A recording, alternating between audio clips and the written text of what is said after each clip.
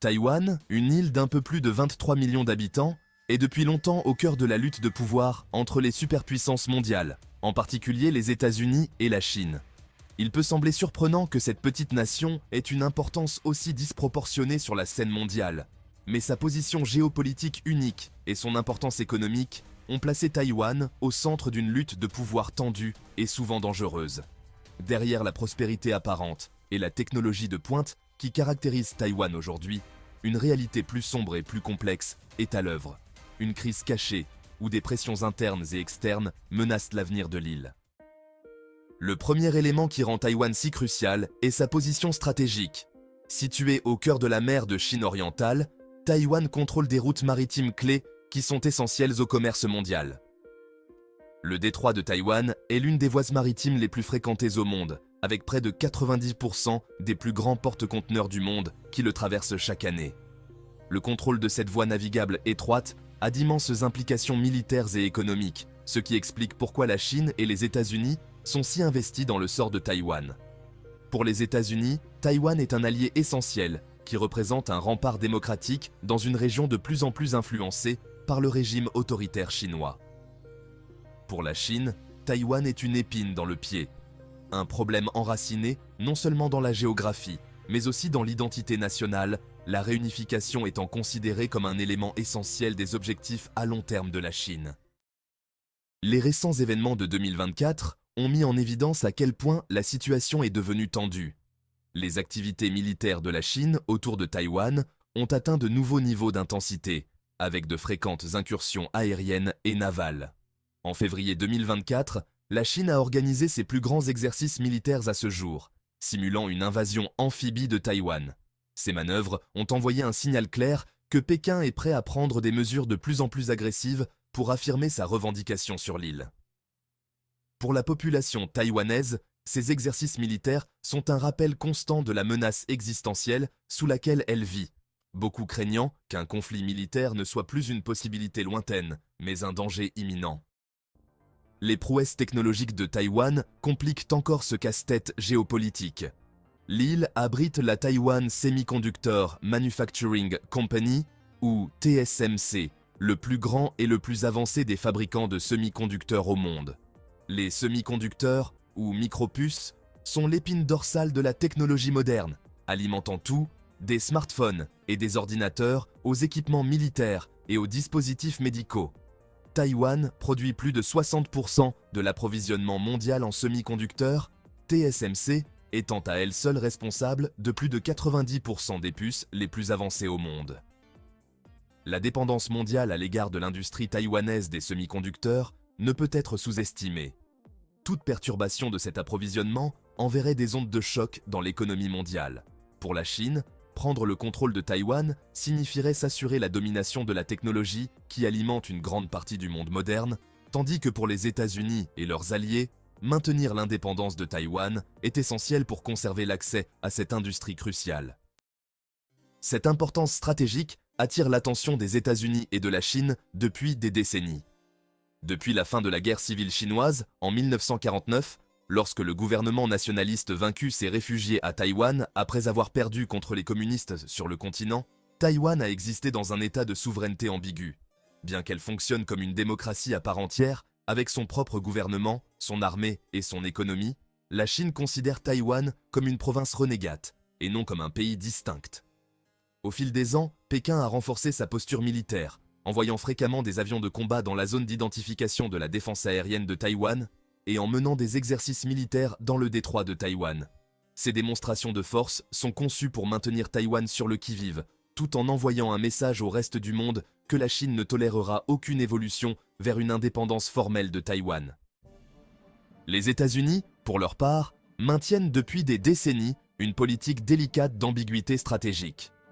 Bien que les États-Unis ne reconnaissent pas formellement Taïwan comme une nation indépendante en raison de leur reconnaissance diplomatique de la Chine, ils continuent de fournir à Taïwan un soutien militaire et des armes en vertu du Taiwan Relations Act, garantissant que l'île peut se défendre contre une éventuelle agression chinoise. Rien qu'en 2020, les États-Unis ont vendu à Taïwan pour 5 milliards de dollars de systèmes d'armes de pointe, notamment des avions de combat et des systèmes de défense antimissiles. Ce soutien militaire a contribué à dissuader la Chine de tenter une invasion à grande échelle, mais il a également accru les tensions dans la région. Pour beaucoup, la question n'est pas de savoir si, mais quand la Chine prendra des mesures sérieuses pour récupérer Taïwan, et si les États-Unis interviendraient dans un tel scénario. Le succès économique de Taïwan, bien qu'étant une source de fierté, masque également d'importants défis internes. Le pays est souvent considéré comme un modèle de développement, avec un PIB par habitant de plus de 33 000 $, ce qui le place parmi les économies les plus riches d'Asie. Mais la dépendance de Taïwan à l'égard du commerce mondial et des industries de haute technologie a un prix. La richesse générée par son secteur technologique en plein essor a été inégalement répartie, contribuant à l'augmentation des inégalités de revenus. Alors que ceux qui travaillent dans l'industrie technologique taïwanaise bénéficient de salaires et d'avantages sociaux élevés, beaucoup d'autres sont laissés pour compte. Par exemple, en 2023, le salaire moyen d'embauche d'un travailleur du secteur technologique à Taïwan était d'environ 33 000 $ par an, alors que les travailleurs des autres secteurs gagnaient beaucoup moins. Le salaire minimum national s'élevant à seulement 886 $ par mois. Cette disparité a conduit à des troubles sociaux, en particulier parmi les jeunes générations qui sont aux prises avec la hausse du coût de la vie et le manque de possibilités d'emploi en dehors du secteur technologique. Les prix des logements à Taïwan sont devenus un sujet de discorde majeur. À Taipei, la capitale, les prix de l'immobilier ont grimpé en flèche au cours de la dernière décennie, augmentant de plus de 50% depuis 2015. Le prix moyen au mètre carré à Taipei dépasse désormais les 10 000 $, ce qui en fait l'une des villes les plus chères au monde en matière d'immobilier. De nombreux jeunes se retrouvent exclus du marché du logement, contraints de vivre chez leurs parents jusqu'à un âge avancé ou de louer de petits appartements exigus. Le gouvernement a mis en œuvre diverses politiques de logement pour tenter de refroidir le marché, mais jusqu'à présent, ces mesures ont eu peu d'impact sur l'abordabilité. Le décalage entre les salaires et les coûts du logement est devenu une source de frustration pour de nombreux citoyens taïwanais qui estiment que le gouvernement n'en fait pas assez pour lutter contre le fossé croissant entre les riches et les pauvres. Taïwan est également confronté à une bombe à retardement démographique qui menace sa stabilité économique à long terme. L'île a l'un des taux de natalité les plus bas au monde, avec seulement 1,07 enfants par femme en 2023. Ce chiffre est bien inférieur au taux de remplacement de 2,1 nécessaire au maintien d'une population stable. En conséquence, la population de Taïwan vieillit rapidement, avec près de 17% de ses citoyens âgés de plus de 65 ans.